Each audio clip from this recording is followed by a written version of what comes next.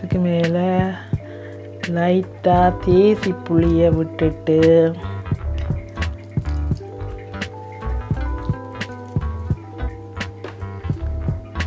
மீனில் கொஞ்சம் நிறைய விட்டால் தான் நல்லாயிருக்கு.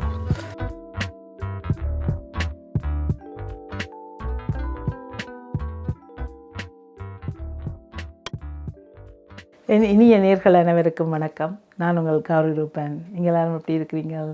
நான் நல்ல சுகமாக இருக்கேன். இன்றைக்கி எங்களோட விட்டு இரவு சாப்பாடு வந்து ஈஸியாக குயிக்காக செய்யக்கூடிய என்னைவா எல்லாமே ஈஸியாக குயிக்கான்னு சொல்கிறேன்னு நினைக்காதீங்க. உண்மையாக இது ஈஸியாக செய்யக்கூடியது. என்னென்னு சொன்னால், நான் லாஸ்ட் வீக் வந்து மீன் வேண்டி இருந்தேன், உங்களுக்கு காட்டியிருப்பேன். அந்த மீனை வந்து கழுவி உப்புத்தூளும் மிளகாய்த்தூளும் போட்டு பிரட்டிட்டு ஃப்ரீசரில் வச்சினான். எல்லா மீனையும் ஒரே நாளில் நான் சமைக்கல. இப்போ அந்த மீனை எடுத்து எங்களோட வீட்டு இரவு சாப்பாடு இன்றைக்கு செய்ய போகிறேன். அதோட ஒரு சில நேர்கள் எனக்கு கேட்டிருந்தவ இந்த ஃபிஷ் வந்து எப்படி பேக் பண்ணுறேன்றதை அதைத்தான் நான் இன்றைக்கு சொல்லி கொடுக்க போகிறேன் உங்களுக்கு. இது வந்து வெரி வெரி இம்பார்ட்டன்ட். வந்து யூனிவர்சிட்டி பிள்ளைகளுக்கு ஈஸியாக அவர்களே அவங்களோட சாப்பாட்டை சமைச்சு தான் சாப்பிடணும். எனக்கு தெரியும், என்ற கவின் அனுஜாலாம் அந்த மாதிரி தான் இருந்தவர்கள். அவர்களுக்கு நான் சொல்லி கொடுத்ததும் இதே மெத்தட் தான். இதை பார்க்குற நீங்கள் உங்களோட பிள்ளைகளுக்கு நீங்கள் சொல்லி கொடுங்க. அதோட நீங்களும் உங்களோட வீட்டு இரவு சாப்பாடுகளை இந்த மாதிரி செய்து கொள்ளலாம். இப்போ அந்த மீனை எப்படி பேக் பண்ணுறேன்னு செய்கிறேன், வாங்க பார்க்கலாம்.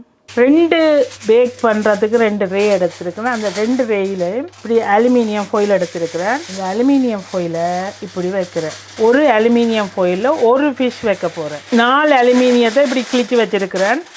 அதே மாதிரி 2 ரேக்கும் அந்த மாதிரியே போட்டுக்கொள்கிறேன். இது வந்து நல்ல ஈஸியாக உங்களோட விட்டு இரவு சாப்பாடை செய்துடலாம்.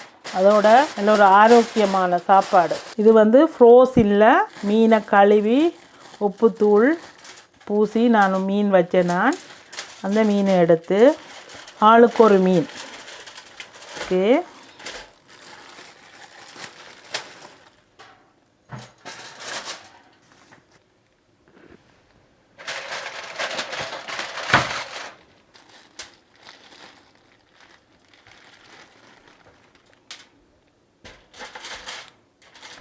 நான் கொஞ்சம் பெரிய மீனாயே எடுத்திருக்கிறேன், இருந்தாலும் பரவாயில்லை.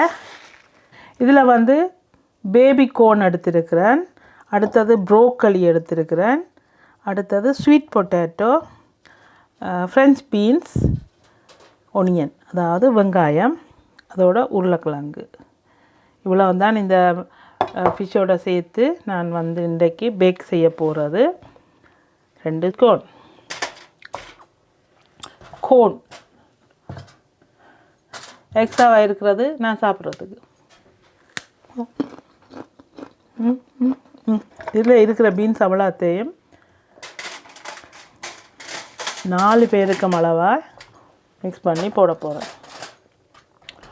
இது வந்து ஒரு சொல்கிறது பொட்டலங்கட்டி குக் பண்ணுறேன். பொட்டலங்கட்டி அவிக்க போகிறது இல்லை, பேக் பண்ண போகிறது. இந்த மரக்கறி எல்லாம் சேர்ந்து இந்த மீனின் தண்ணியில் அவிஞ்சிடும். நல்ல சாஃப்டாயும் அவிஞ்சு வந்துடும். அந்த ஃப்ளேவரும் வந்து சூப்பராக இருக்கும். அடுத்தது ப்ரோக்கலி எல்லாம் இந்த பிள்ளைகள் விரும்பி சாப்பிடுவீங்க.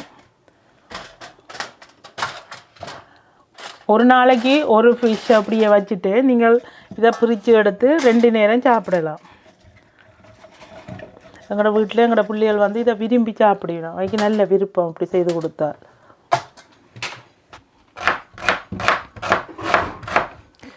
வெங்காயம் வந்து ஃப்ளேவருக்காக நல்ல ஃப்ளேவர் கொடுக்கும்.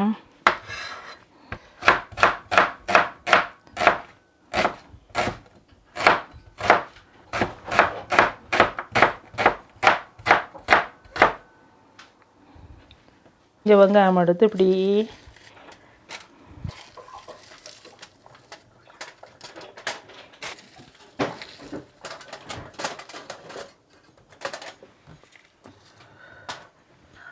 இது வந்து வத்தாளங்கிழங்கு வந்து மீனில் போட்டு பேக் பண்ணிக்க அவ்வளவு டேஸ்ட்டாக இருக்கும். கூடுதலாக எங்களோட வீட்டில் இரவு சாப்பாட்டுக்கு நாங்கள் இதை சேர்த்துக்கொள்வோம்.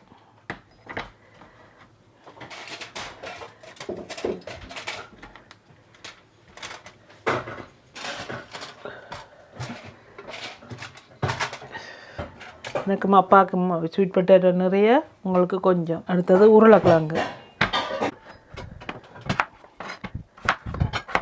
இந்த உருளைக்கிழங்கெல்லாம் இந்த மரக்கறிகள் எல்லாம் சேர்ந்து அவிஞ்சு அந்த ஃப்ளேவர் இருக்குது. ஐயோ என்ன ஒரு டேஸ்ட்டாக இருக்குமாண்டா.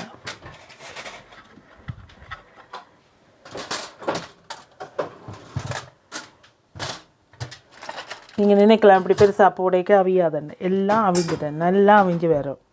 ஏனெண்டா அந்த மீன் வந்து ஃப்ரோசின், அப்போ அந்த மீனில் நிறைய தண்ணி இருக்குது. நல்லா ஒட்டை கீழே தள்ளி விடணும். இதெல்லாம் இந்த பக்கத்தில் நின்று அவியிற மரக்கறி உருளைக்கிழங்கெல்லாம் அந்த மீனோட ஒட்டை இருந்தால் தான் அது இந்த தண்ணியில் அது அவியும். அப்போ இந்த ப்ரோக்கலி வந்து நார்மலாக சாப்பிடலாம். அப்போ அது மேலே நிற்கலாம். இதோட நீங்கள் உங்களுக்கு பிடிச்சால் காளான் போடலாம், அதாவது மஷ்ரூம் போடலாம். நான் இன்றைக்கி மஷ்ரூம் சேர்க்கல. Okay, super. உள்ளி வந்து நசிச்சிட்டு போடணும்.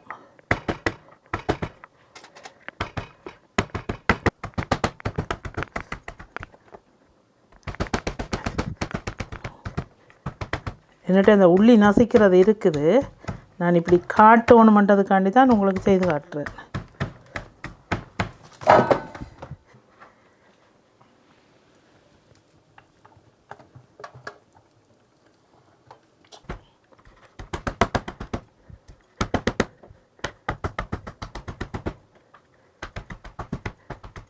இந்த பூண்டு எடுத்து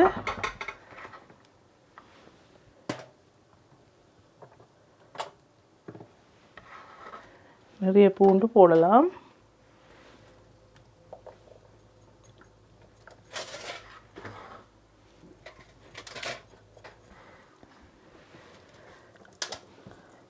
ஓகே,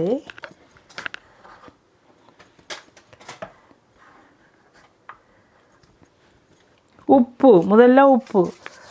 இப்போ நாங்கள் போடுறது இதில் இருக்கிற மரக்கறிகளுக்காகத்தான் உப்பு. ஏன்டா ஆல்ரெடி நாங்கள் மீனுக்கு போட்டுட்டோம். அப்போ நாங்கள் பார்த்து போடணும். காணாட்டிக்கு பேக் பண்ணி எடுத்துகிட்டு சாப்பிடும்போது கூட நீங்கள் போட்டு சாப்பிட்டு கொள்ளலாம். இருந்தாலும் இந்த மரக்கறிகள் வந்து கொஞ்சம் உப்பிலே அவிஞ்சால் தான் நல்லா இருக்கும். அதனால் கொஞ்சம் மேலே தூறு உப்பு எல்லா இடமும் பிடிக்கிற மாதிரி உப்பு. ஓகே, இது வந்து சில்லி ஃப்ளேக்ஸ், அறுவல் நொறுகள் மிளகாய்த்தூள். உங்களுக்கு விருப்பம்னு சொன்னால் போட்டுக்கொள்ளுங்க. ஆனால் கொஞ்சம் காரமாக இருக்கும். இதில் மேலே இருக்கிற காய்கறிகளுக்காகத்தான் நான் இதை சேர்க்கிறேன். ஏண்டா ஆல்ரெடி மீனுக்கு நாங்கள் பிரட்டி வச்சுருக்கிறோம். அல்லது நீங்கள் மீனை பிரட்டாமல் வச்சுருந்தா கூட, இப்போ சமனை வேண்டிட்டு கூட நீங்கள் இந்த மாதிரி வச்சுட்டு மேலே இப்படி தூவினா சரி. எல்லாம் சின்ன பிள்ளைகள் இருந்தால் இதை விட்டுட்டு இதை விட்டு எல்லோரும் பெரியாக்கலண்டபடியாக. இது வந்து சோயா சாஸ். சோயா சாஸ் வந்து கொஞ்சம் நிறையவே போடலாம். எல்லா இடமும் பிடிக்கிற மாதிரி விடணும். எல்லா மரக்கறியிலையும் கொஞ்சம் ஊறி பிடிக்கணும். அடுத்தது கொஞ்சம் ஒலிவ் ஆயில், அதுக்கு மேலால் பூசின மாதிரி. ஒன்றுக்கு ஒரு மேசக்கரண்டி அளவு. உங்களுக்கு விருப்பம் மட்டும் சொன்னால் நீங்கள் எவ்வளோ விடலாம், நிறைய விட தேவையில்லை.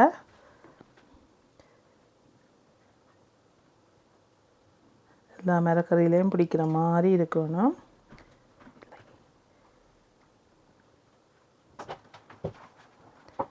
Okay, good. அடுத்தது பட்டர். உங்களுக்கு விருப்பம்னு சொன்னால் கொஞ்சம் பட்டர் மேலே போட்டுக்கொள்ளலாம். இல்லைன்னு சொன்னால் கொஞ்சம் ஒலிவ் ஆயில் நாங்கள் முதலே விட்டோம். நாங்கள் அதுவே போதும். எக்ஸ்ட்ராவாக கொஞ்சம் பட்டர் போடக்க இன்னும் டேஸ்ட் அதிகமாக இருக்கும்.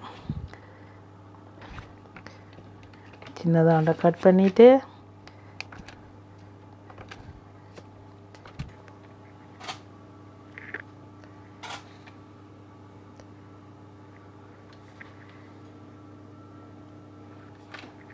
இது வந்து அனோஜாக்கு கொஞ்சம் கூட பட்டர். அடுத்தது ரோஸ்மேரி, ஃப்ளேவருக்காக ரோஸ்மேரி.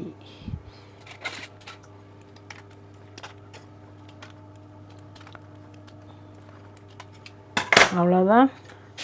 இனி வந்து இந்த ஃபொயிலால் மேலால் கவர் பண்ண போகிறேன்.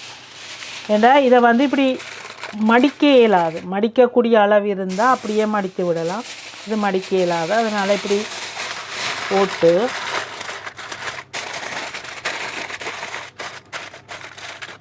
இந்த ஜூஸ் வந்து சைட்டில் வரக்கூடாது, இப்படி இருக்கணும். அப்போ தான் ஜூஸ் உள்ளே நின்று அவியும். ஜூஸ் மீன்ஸ் அந்த மீனில் இருந்து வார தண்ணியும் சரி, இந்த காய்கறிகளில் இருந்து வார தண்ணியும் உள்ளே அப்படியே நிற்கணும். இதுக்கு இங்கிலீஷ் மரக்கறிகள்லாம் நல்லா, இப்போ வெண்டிக்காயோ கத்தரிக்காயோ அந்த மாதிரி மரக்கறி வந்து இதுக்கு போடக்கூடாது, போட்டால் நல்லா இருக்காது. நீங்கள் இதோட வேணுமெண்டா கேரட் போடலாம்.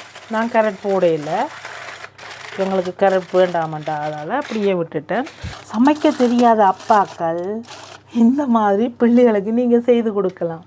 எப்பயுமே அம்மாக்கள் செய்யும் போது ஒரு சில நாட்களில் அப்பாக்களும் இப்படியான சாப்பாடுகளை செய்து கொடுக்க அந்த பிள்ளைகளுக்கு ஒரு சந்தோஷம். ஏன்னு சொன்னால் எங்களோட வீட்டில் வந்து எந்த கணவருக்கு பெருசாக சமைக்க தெரியாது, ஆனால் இப்படியான சாப்பாடுகளை அவர் அவனுக்கு வைப்பேன். இப்போ ஒரு சில நாட்களில் பிள்ளைகளுக்கு விருப்பமாக இருக்கும், அப்பா அன்றைக்கு சூப்பராக சமைச்சிருக்கிறார். இந்த மாதிரி கண்டிப்பாக நிறைய வீடுகளில் நடக்கும்னு எனக்கு தெரியும். எப்படி எல்லாம் நீங்கள் உங்களோட வீட்டில் நீங்கள் சமைப்பீங்க என்றதையும் எனக்கு கமெண்ட் பண்ணுங்கள். இப்போ பாருங்கள், இடக்கிட வந்து நான் இந்த கத்தியால் இந்த ஃபொயிலை வந்து கிழிச்சி விட்றேன். ஏன்னு சொன்னால் அப்போ தான் உள்ளே இருக்கிற அந்த ஏர் வந்து போய் நல்லா அவியும். இது கண்டிப்பாக ஒரு மணித்தியால் நான் 200 டிகிரியில் வைக்க போகிறேன். ஹை டெம்பரேச்சரில் 1 hour வைப்பேன், அல்லது 45 மினிட்ஸால் நீங்கள் அந்த அதுக்குள்ளே இருக்கிற காய்கறிகள் எடுத்து சாப்பிட்டு பார்க்கலாம். ஏனெண்டா இந்த மீன் வந்து ஃப்ரோசினில் இருக்கிறபடியாக கண்டிப்பாக 1 hour வேணும். இதே ஃப்ரோசின் இல்லாத மீன் என்று சொன்னால், அதாவது அப்போ தான் நீங்கள் ஃப்ரெஷ்ஷாக மீனை வேண்டி கொண்டு வந்து வாரீங்களன்னு சொன்னால் ஒரு 45-50 நிமிஷம் காணும். நான் இதை வந்து 1 hour வைக்க போகிறேன். இப்போ வாங்க வைக்கலாம்.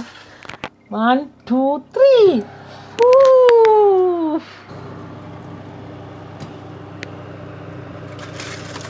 Wow, yes yes. இந்த பொட்டேட்டோ மட்டும் இருக்கா, நைஸ், சூப்பராக வந்துருக்குது. எல்லாம் வந்துட்டு நீ எடுக்கலாம். இது வந்து நான் 1 hourக்கு போட்டேன்னா சரியாக 45 நிமிஷத்தில் இது வந்து சரியாயிட்டுது. ஓகே,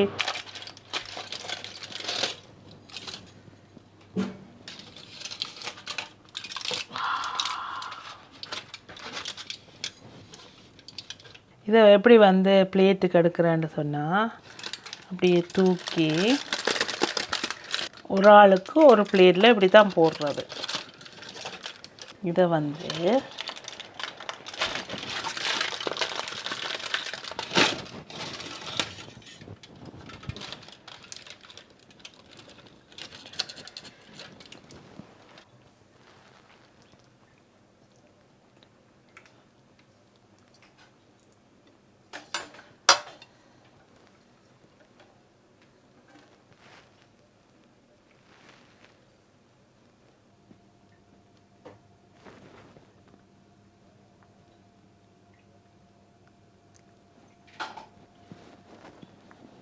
இந்த ஃபிஷ்ஷை எப்படி இருக்குதுன்னு உங்களுக்கு காட்ட போகிறேன். நான்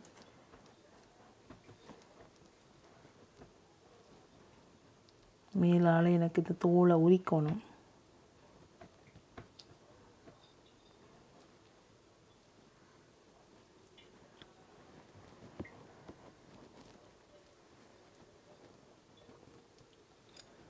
சரியா?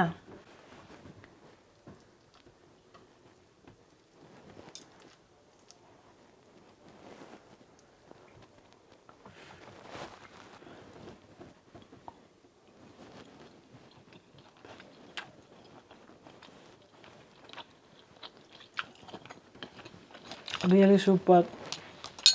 இந்த ஸ்வீட் பொட்டேட்டோ அண்ட் உருளைக்கிழங்கு, இந்த உருளைக்கிழங்கெல்லாம் அப்படி அவிஞ்சிருக்குன்னு பாருங்க. மெயினாக இதில் அவியாமல் இருக்குமான்னு சொன்னால் உருளைக்கிழங்கு, அதே அவிஞ்சிட்டேன்னு சொன்னால்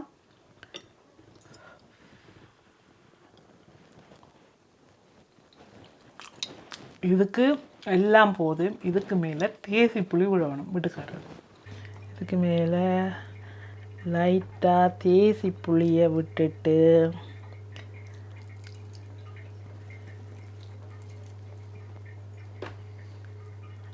மீனில் கொஞ்சம் நிறைய விட்டால் தான் நல்லாயிருக்கும்.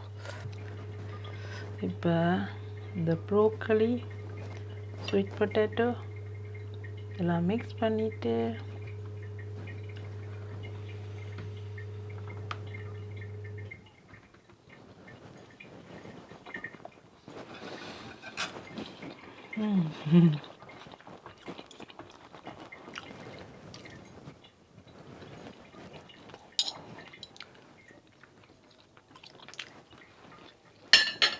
Amazing, super. ஒரு சில நேர்கள் என்னை விரும்பி கேட்டிருந்தீங்கள் எப்படி இந்த ஃபிஷ் வந்து பேக் செய்கிறதுன்னு சொல்லி. ஈஸியாக குயிக்காக செய்யக்கூடிய பேக்கிங். அந்த பொருட்களை போட்டு நீங்கள் வைக்கிறதான் உங்களுக்கு டைம் இல்லாமல் அது அடுத்தது இந்த பேக் பண்ணுற டைம். இது வந்து வேலை உங்களுக்கு குறைவு, மிச்சம் எல்லாமே இந்த அவன் தான் செய்ய போகுது, பேக் ஆக போகுது. அதுக்கப்புறம் நீங்கள் எடுத்து சாப்பிட்டு பாருங்கள், சூப்பரான ஒரு ஃபிஷ் பேக். இதே மாதிரி உங்களுக்கு சிக்கனில் எப்படி செய்கிறதுன்றதையும் செய்து காட்டுறேன். விரும்பி கேட்ட உங்களுக்கு நன்றி. என்னோட வீடியோ பார்த்து லைக் பண்ணி ஷேர் பண்ணி சப்ஸ்கிரைப் செய்த எல்லோருக்கும் மீண்டும் மீண்டும் நன்றி. Thank you so much. Please subscribe செய்யாத நீங்கள் கௌரி ரூபன் சமையல் சேனலை சப்ஸ்கிரைப் செய்யுங்க. நன்றி, வணக்கம்.